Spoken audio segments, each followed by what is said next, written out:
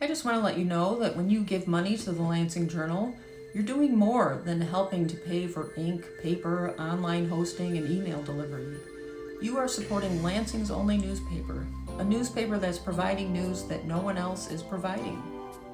Our village officials will tell you, for example, that they have tried to get other media interested in Lansing events, and those other media outlets rarely respond. But the Lansing Journal was at every Wednesday night concert at Fox Point last summer. We were at local political events all last winter and spring.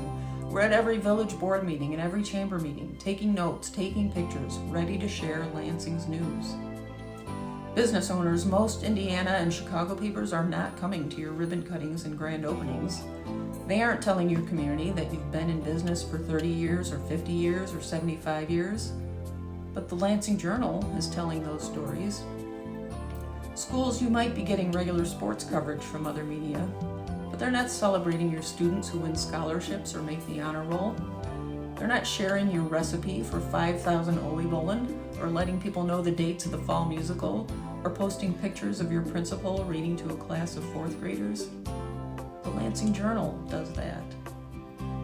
Churches, no other newspaper is publishing stories about your concerts, programs, preschools, outdoor services, holiday events, and all the wonderful work you are doing in the broader community.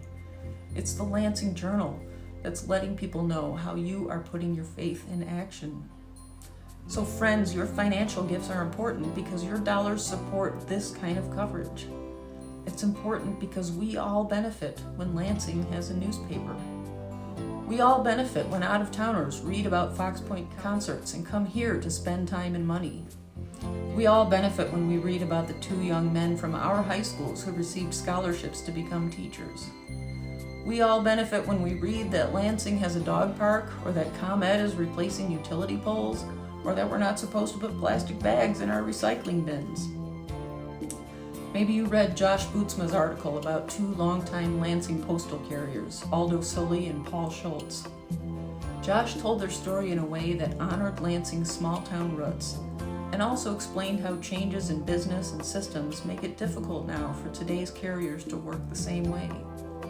I think that story helped build a bridge between generations, and maybe gave Lansing residents a new understanding of the nameless guy who delivers their mail today. Maybe you read Katie Arvia's article about a prince and princess who came to Lansing, a real prince and princess. Crown Prince Alexander and Crown Princess Catherine of Serbia came to the Serbian Social Center.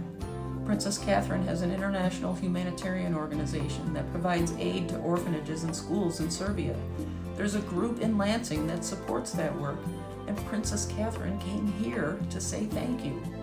That's something we can all be proud of. Some of you remember a knee-jerk Facebook post about a Halloween decoration one year. That post rightly sparked some racial tension in Lansing that could have escalated and caused a lot of harm.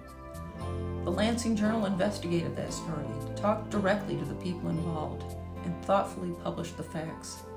As a result, people began having constructive conversations about race and culture and traditions and language, instead of simply reacting and jumping to conclusions and assuming the worst about each other. We all benefit when Lansing has a newspaper that's interested in building community. Last summer, one of the Legion writers wrote me a note that said, "I have to tell you that since you've started the Lansing Journal, our community seems so much closer." She wrote that because so many people came out to welcome a Lansing veteran home from honor flight one Wednesday night. Legion writers have been doing these welcome homes for years on their own, and other people only started joining them because they read about it in the Lansing Journal. Until then, the Legion writers didn't know how much Lansing cares about them and about veterans. That's the real benefit of having a community newspaper.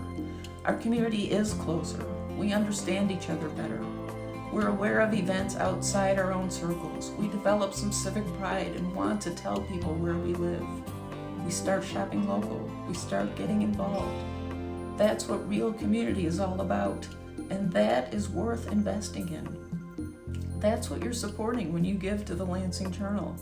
You're supporting a community newspaper that's all about building community in Lansing and beyond.